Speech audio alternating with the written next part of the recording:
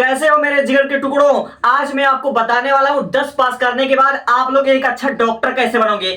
दोस्तों देखो, वैसे तो मैंने बहुत सारे आपको आइडियाज दिए हुए हैं, लेकिन आज मैं आपको बताऊंगा मात्र 2 मिनट में कि डॉक्टर कैसे बने। और साथ ही साथ आपको तैयारी अगर करना है दोस्तों, तो मैं आपके जानकारी के लिए बताना चाहता हूं, अगर आप मेडिकल फील्ड में जाना चाहते हो तो 10th पास करने के बाद लाइफ को एंजॉय मत करना दोस्तों, 11th के साथ तुरंत नीट की तैयारी शुरू कर दो, वरना आने वाले समय तुम बहुत पछताओगे। ठीक है, चलो 2 मिनट में जानते हैं कि डॉक्टर कैसे बने।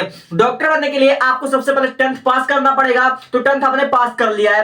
अब 10th पास करने के बाद आपको 11th और 12th में पीसीबी सब्जेक्ट लेना पड़ेगा।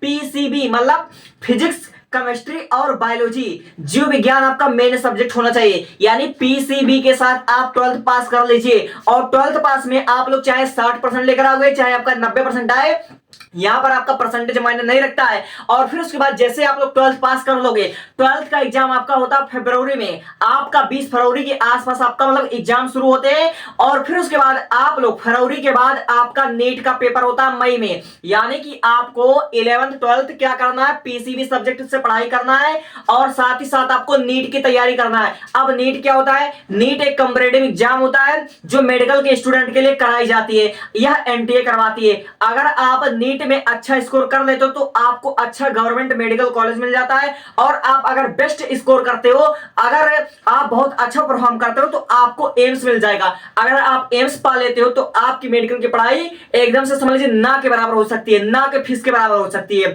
ठीक है, तो 12 के साथ आप क्या करोगे? नीट की तैयारी करोगे। 11th 12th प्लस नीट की तैयारी आप करते रहोगे। आप 12th का परीक्षा दोगे, फिर उसके बाद आपका नीट का पेपर हो जाएगा मई के महीने में। और नीट का पेपर क्या होता है, नीट के बारे में बताता हूं। नीट होता है एक एंट्रेंस एग्जाम, एंट्रेंस एग्जाम होता है। और इसमें आपका टोटल होता है 180 क्वेश्चन। ठीक है, टोटल आपका 180 क्वेश्चन होता है।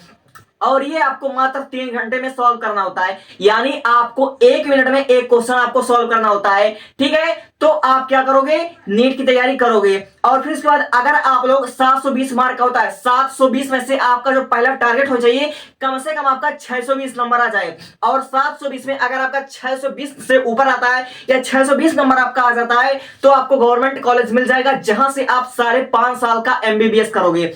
5.5 साल का आप एमबीबीएस करोगे तो आपके नाम के आगे डॉक्टर लग जाएगा।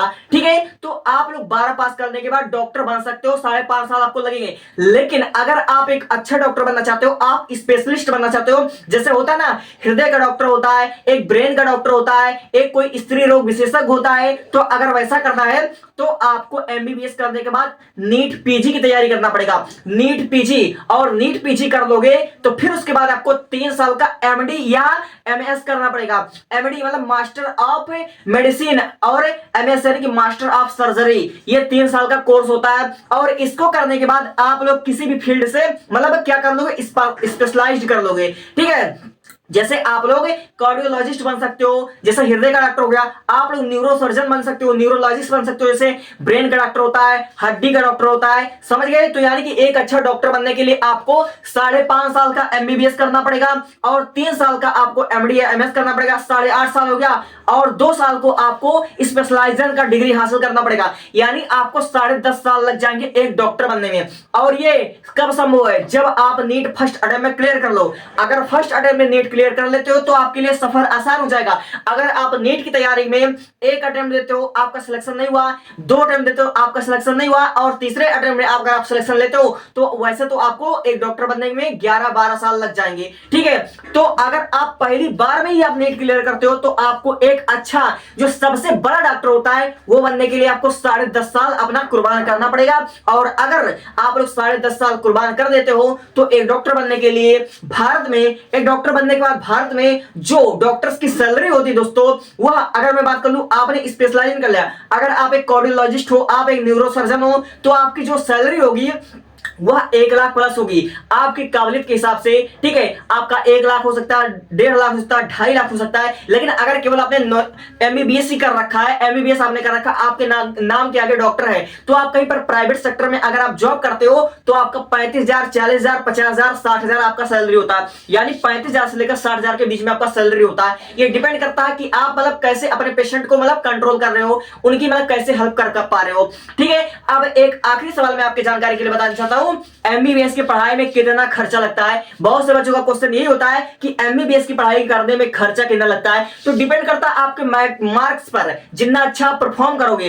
अगर आपको एम्स कॉलेज मिल गया तो फीस आपको ना के बराबर लगेगी, फीस आपको ना के बराबर लगेगी और प्लस आपको सरकार सपोर्ट करेगी, आपको स्कॉलरशिप देगी। समझ गए मेरी बातें?